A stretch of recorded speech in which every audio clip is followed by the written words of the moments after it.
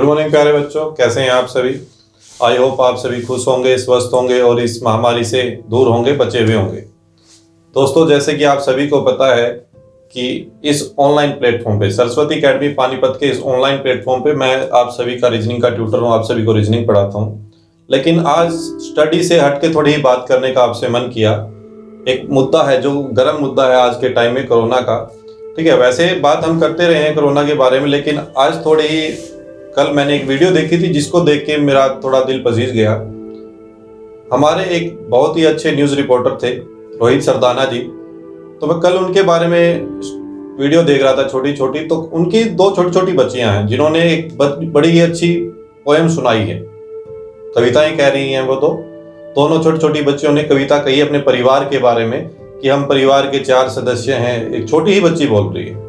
अब 4 में से 3 रह गए भाई। क्यों रह गए वो? ऐसा क्या हुआ उनके साथ भाई? क्या रोहित सरदाना, देखो जाना इस दुनिया से सबको है, मैं ये नहीं कहता कि हम यहीं पे रहेंगे, हम नहीं, जाना एक दिन हमें भी है, लेकिन अपनी लापरवाही की वजह से तो हम ना जाएं। रोहित सरदाना जी ने लापरवाही नहीं की थी, मैं उनके बारे में नहीं कह रहा हूं, मैं आप लोगों के बारे में कह रहा हूं। क्यों जी? रोहित सरदाना जी, क्या वो उनके पास साधन नहीं थे? क्या वो एक अच्छे हॉस्पिटल में नहीं जा सकते? क्या वो अच्छे हॉस्पिटल में नहीं गए? वो अच्छे हॉस्पिटल में ही गए थे भाई, फिर भी वो इस दुनिया को छोड़ के चले गए। उनको कोरोना क्यों हुआ? आप और मेरे जैसे लोगों की वजह से हुआ। आप और मेरे लोगों को जागरूक करते हुए, आप और मेरे जैसे लोगों को बताते हुए कि कोरोना है क्या, कि अपने घर पे रहिए, सेफ रहिए, डिस्टेंस का पालन कीजिए, डिस्टेंस बनाए रखिए एक दूसरे से।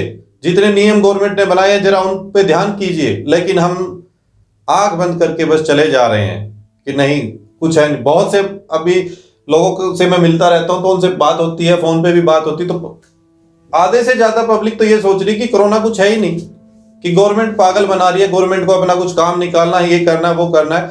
तो भाई मेरा उन सभी से निवेदन है, या तो आप उन 2 बच्चियों की वीडियो सुनिएगा, पोइट्री सुनिएगा, या आप उनके घर पे जाके उन बच्चों से और रोहित सरदाना जी की पत्नी से पूछिएगा कि जी ये कोरोना है क्या? क्या आपके पति की मृत्यु सच में कोरोना से हुई है? उन बच्चों से पूछना कि आपके पिता जो चले गए क्या वो कोरोना की वजह से गए हैं? मेरे दोस्तों, मेरे प्यारे बच्चों, देखो मैं आप सभी के लिए, मैं सिर्फ उनके लिए बात नहीं कर रहा हूं जो हमसे जुड़े हुए हैं, मैं सभी बच्चों के लिए बात कर रहा हूं, सभी आपके परिवार वालों के लिए बात कर रहा हूं जो हमसे जुड़े हैं और जो नहीं जुड़े हैं, किसी भी तरह जिनके पास ये वीडियो पहुंच रही है। मैं बस उनको ये संदेश देना चाहता हूं, भाई अपने घर पे रहिए और सेफ रहिए। देखिए दोस्तों, मैं मानता हूं कि इस कोरोना काल में सबकी कंडीशन, फाइनेंशियली कंडीशन खराब है, ठीक है, क्योंकि कुछ ना कुछ नुकसान सबको उठाना पड़ेगा। हमें भी कुछ ना कुछ नुकसान उठाना पड़ेगा, आप लोगों को भी उठाना पड़ेगा। लेकिन इस महामारी के दौरान अगर आप घर से बाहर निकल आए और आपके साथ कुछ भी अनहोनी हो जाती है, फिर वो फाइनेंशियल कंडीशन कैसे ठीक होगी? आप फिर अपने माता पिता से पूछना आप कि अगर आपको कुछ हो जाता है तो आपकी फाइनेंशियल कंडीशन के साथ साथ आपके पिता की, आपकी माता की जो मेंटली हालत होगी, जो उनके दिल पे बीतेगी, वो सोचना वो बातें क्या होंगी। दोस्तों, मेरे प्यारे बच्चों, मेरे भाइयों, मैं आप सभी से सिर्फ एक निवेदन करना चाहता हूं कि इस महामारी के दौरान घर से बाहर ना निकलें, घर के अंदर रहें और स्वस्थ रहें। अगर आप स्वस्थ रहेंगे तो ये समय थोड़े दिन का है, निकल जाएगा। 2 महीने में, मान लो 3 महीने के बाद सब कुछ ठीक होगा। आप अपना व्यापार को फिर से बढ़ा सकते हैं, अपनी स्टडी को फिर से जारी कर सकते हैं। ठीक है, मेरे को बहुत से बच्चे आते हैं अभी भी मार्केट की तरफ या शहर की तरफ घूमते हुए देखता हूं, उनसे पूछते भाई क्या काम करने आए हो? जो हमारे पुराने स्टूडेंट है, बोला सर जरूरी काम था। क्या काम था जी? फ्रेंड से मिलने आए। वो जरूरी काम था भाई, आपको फ्रेंड से मिलना है यार, ये फोन किस लिए है? फोन पे बातें कर लो मेरे भाई, अपने घर के अंदर रहो। फ्रेंड सबके हैं, मेरे भी बहुत फ्रेंड हैं, लेकिन सब अपने घर पे हैं।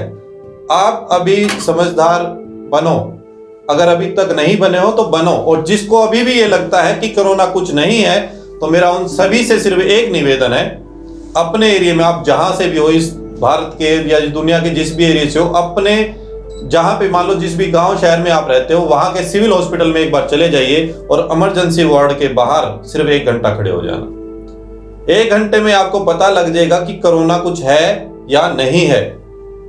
जिनके परिवार वालों ने अपनी भाइयों को, अपनी बहनों को, अपने माता पिता को जिन्होंने खोया है ना, जरा उनसे पूछना।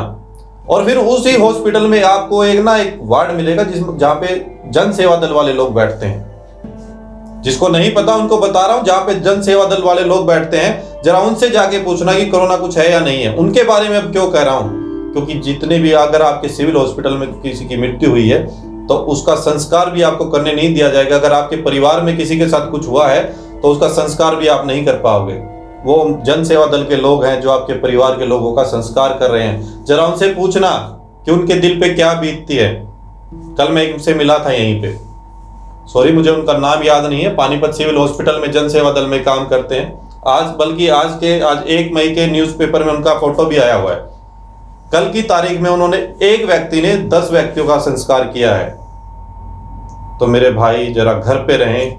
मैं और बातों को ज्यादा नहीं बढ़ाना चाहता, बातों को यहीं खत्म करके मेरा सिर्फ आपसे एक ही निवेदन है कि अपने घर पे रहें, स्वस्थ रहें और इस महामारी से बचे रहें। Thank you.